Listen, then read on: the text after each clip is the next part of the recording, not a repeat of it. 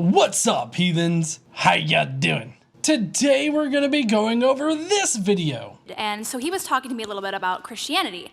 And he asked me the question, where is there proof outside of the Bible that Jesus existed, the history of Christ and who he was? And I said there were writings out there, but I wasn't really sure what they were, so if you could... That's a good question, but it's also somewhat wrong-headed. So yes, we are going to be talking about external historical documents that supposedly prove that Jesus actually existed, with a little bit of a spin on the New Testament stuff. So if you're interested in this, then please stay tuned.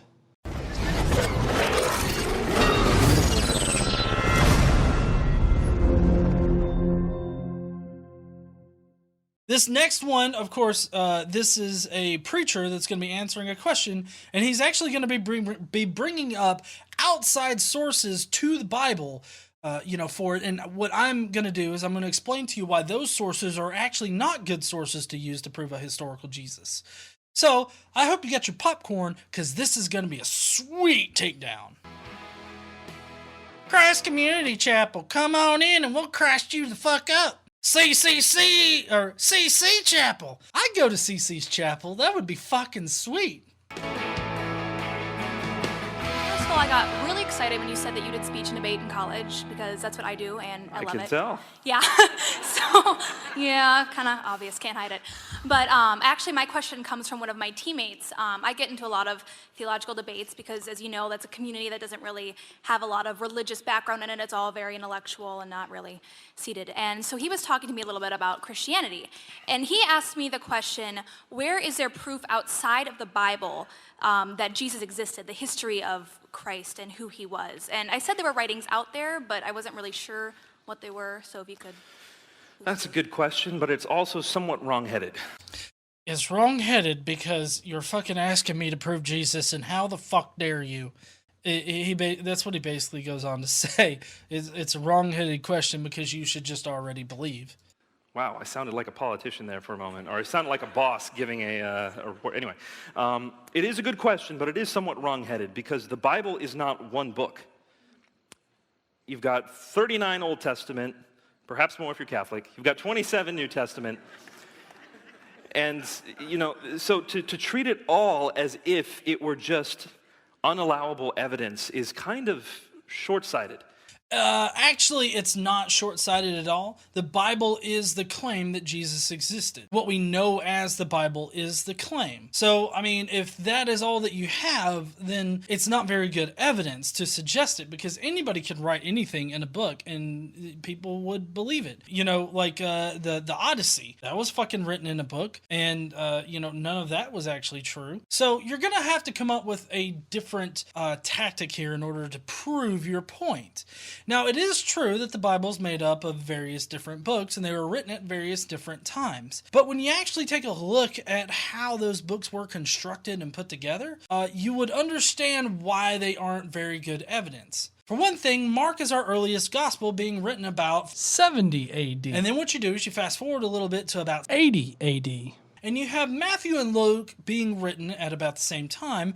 John brings up the rear coming out of left field because he was too busy licking the fucking walls. Paul, he was writing around 50 or maybe 40 to 50. Paul is the one that wrote most of the, New Testament that's not the canonical or the Gospel of John. Paul never places Jesus on actual earth. He sees a vision of Jesus, he gets revelation through scripture, but he never actually sees a physical Jesus on earth. A lot of people, like Street Preacher Joe, will say that no, it was a physical Jesus, but it was a physically spiritual or some shit like that. I don't know. The pure and simple fact is that scripture and hallucinations are the only thing that Paul cites. For the actual Gospels, you only have Mark and John that you can rely on to be independent. And then you've got Paul, which never places Jesus on actual earth. And then, the same goes with the other people because they were all teaching Paul's particular Jesus.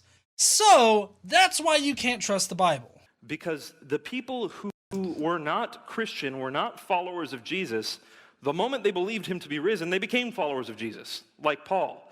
And so if you're going to cut out everyone like that's testimony, that's everyone who has one position, even though they're coming from all these different backgrounds.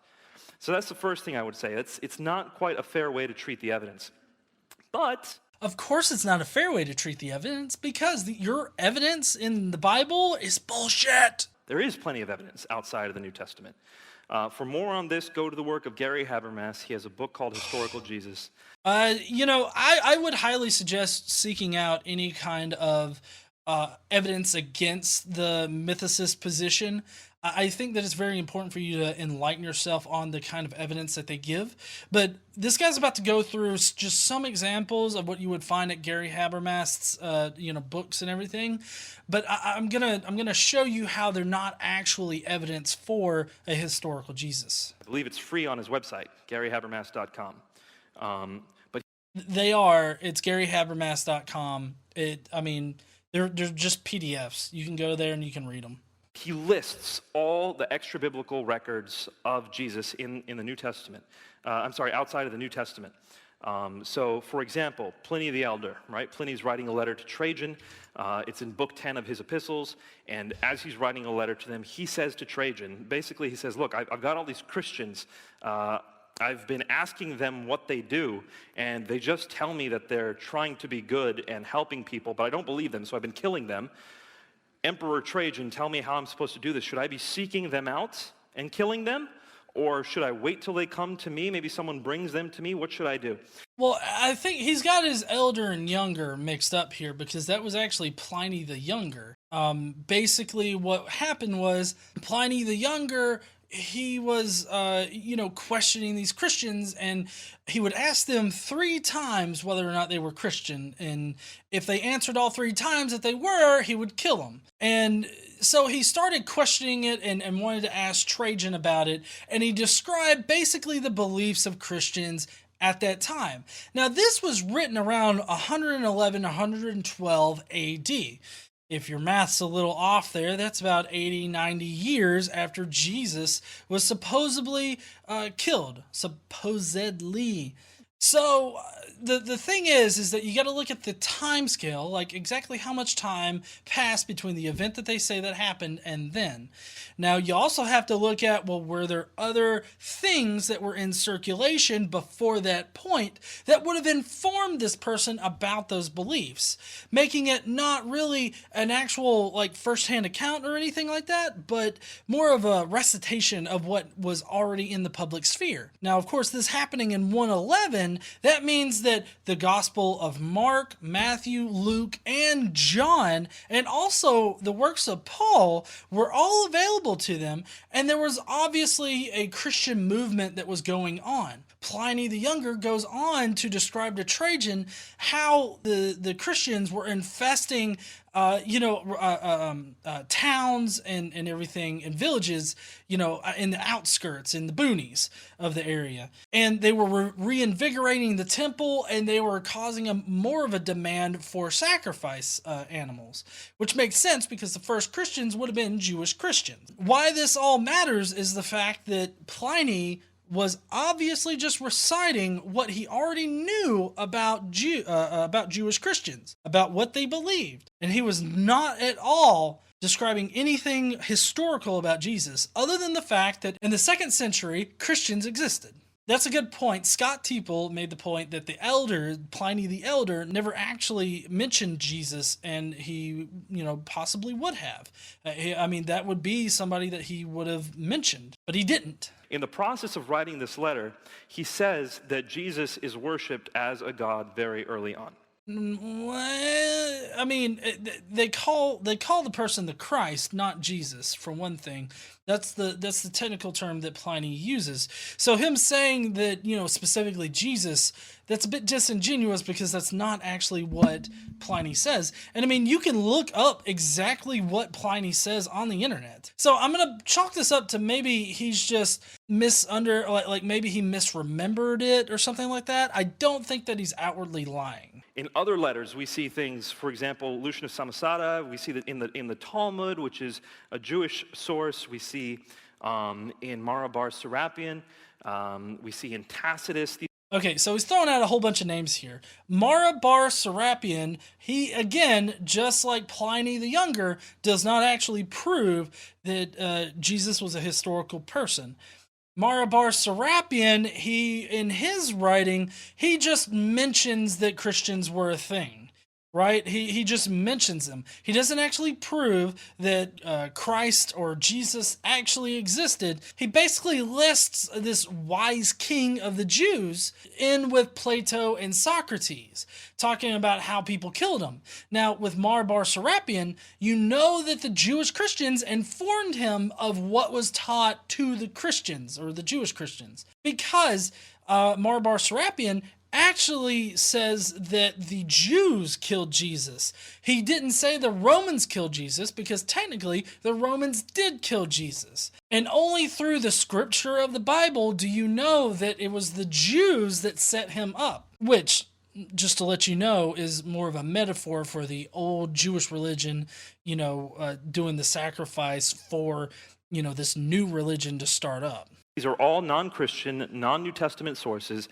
All of them say Jesus was killed by crucifixion. Okay, none of them say that Jesus was killed by crucifixion. Like as far as it being like a historical fact or a first-hand reference, they might have said that he was killed or something like that. Like, for instance, Marabar Serapion just says he was fucking killed, not that he was crucified. Pliny the Younger just talks about about Christ being sacrificed or killed.